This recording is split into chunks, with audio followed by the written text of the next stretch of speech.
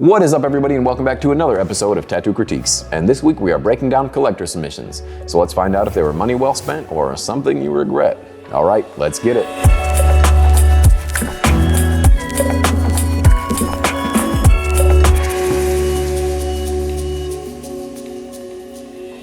Once again, thank you so much for joining us. But before we get started, if you could do me a small favor and just hit that subscribe button, I will love you forever. All right, the first submission sent over is from Matt Brown.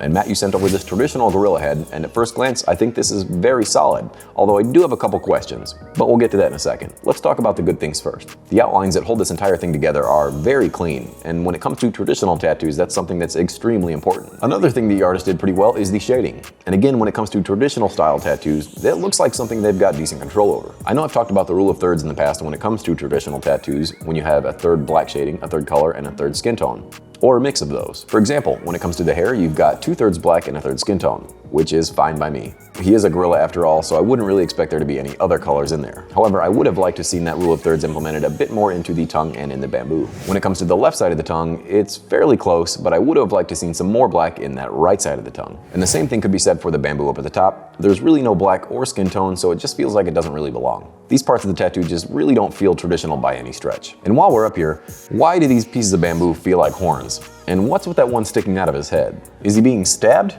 Maybe that's what the red is, it's just blood. And it just doesn't really make sense with that red background showing through the head. Odd, sir.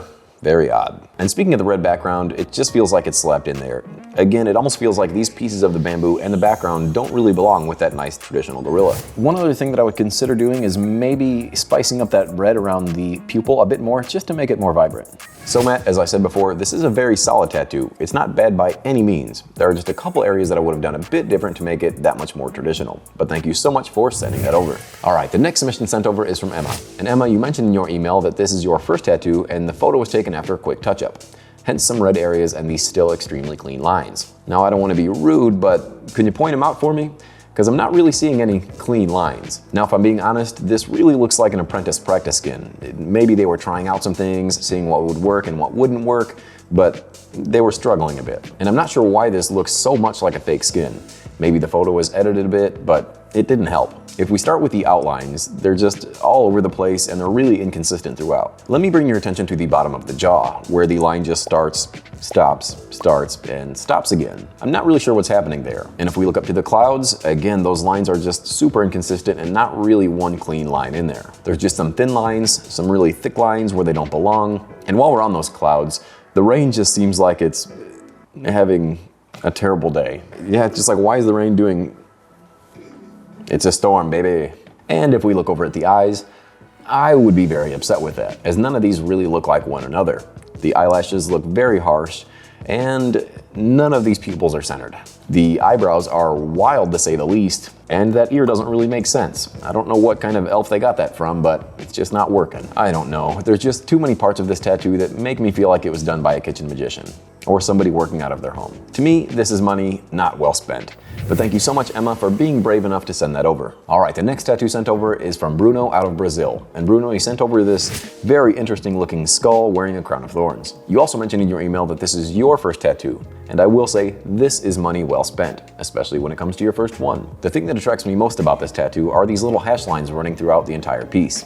They are just done so very well, and it looks like the artist had complete control. Everything is nice and clear, there's plenty of skin tone, and the way that they utilize those lines to give everything shape is just wonderful. And when we look inside the skull, they used a stipple technique, giving it a really nice contrast from those hash lines. And I absolutely love that juxtaposition. It just allows this thing to not be so one-dimensional. One of the coolest things in this tattoo is the eye in the skull, and all that little detail that it's got. It just really makes this thing pop. But if I were being super nitpicky, the one thing I'm not a huge fan of is that rose, as it comes off just a bit flat and doesn't really match up with everything else. But overall, I really have nothing bad to say about this tattoo. Excellent work to your artist, and thank you so much, Bruno, for sending that over.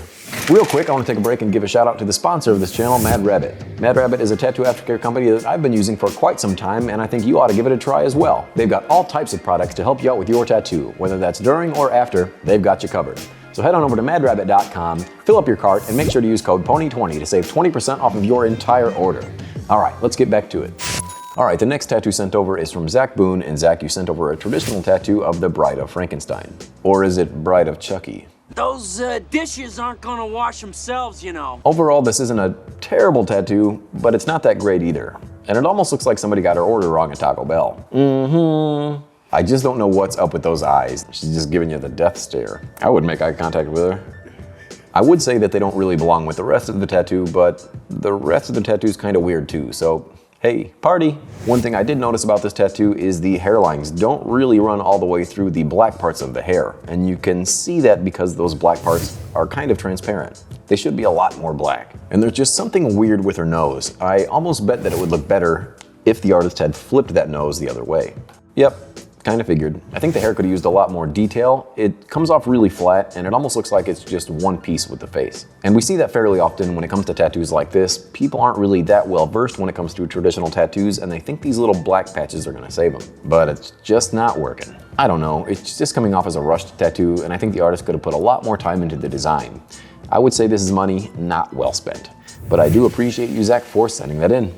All right, up next, we've got a tattoo sent in from Gareth Worthington out of Switzerland. And Gareth, you sent over this beautiful lady face with some snakes. All right, now right off the bat, I love this thing. I think it's got all the right elements and the artist made the right choices to make this thing beautiful. I'm weirdly drawn to the hair, it's just so silky smooth. And that kind of continues throughout the entire thing, to be honest. The shading in the neck and even the scales in the snake are just so consistent. Another nice touch is the snake's bellies. They are 2 tones of red, but they have enough contrast to see a difference. It's subtle, but it's still a nice touch. Speaking of the reds, I absolutely love the reds in the woman's face and in her eyes. It just really brings everything together. And the yellows and oranges are a great contrast to that red. And the artist definitely did not slack when it comes to these eyebrows. You can see each and every individual little hair. I also think it was a nice choice to leave these leaves without any green. If those greens would have been there, I think it would have been a bit of a distraction. The composition and the entire design itself is fantastic. It leaves your eyes moving around the entire thing because of the way that those snakes are wrapped. Now there are a couple teeny tiny little flaws in this tattoo that I would feel wrong if I didn't point out. The first one being the little bit of a flat tire going on with that left iris.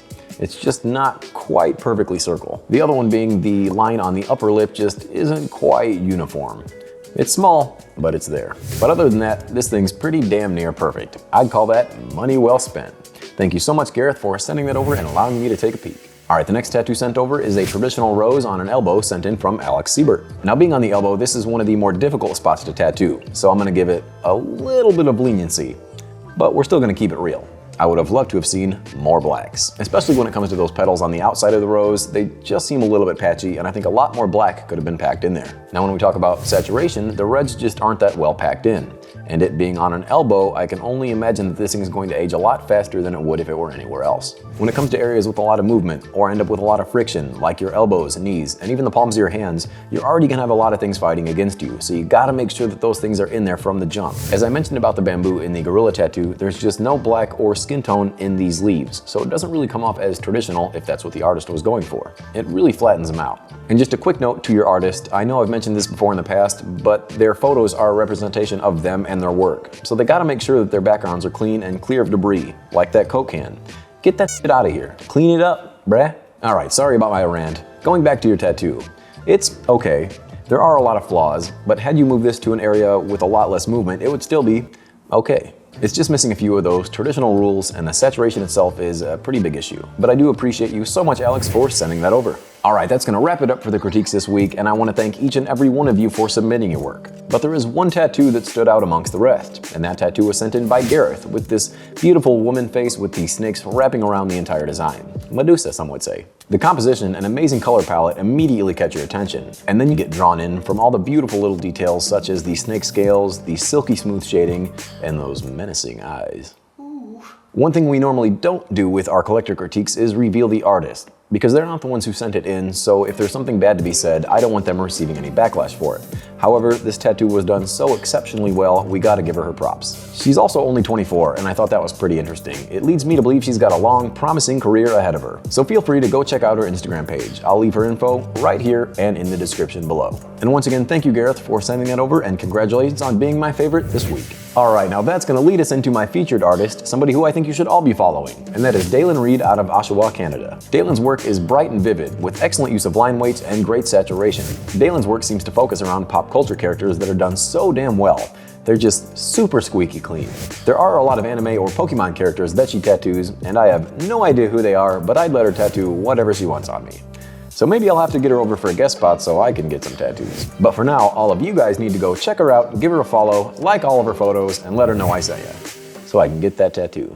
But that's going to be it for this episode, guys. Remember, if you'd like to see your work critiqued on this series, you can do so by sending over your tattoos to ponycritiques@gmail.com. Once again, don't forget to subscribe, hit all those like buttons and all those other things, and as always, I will see you guys next week.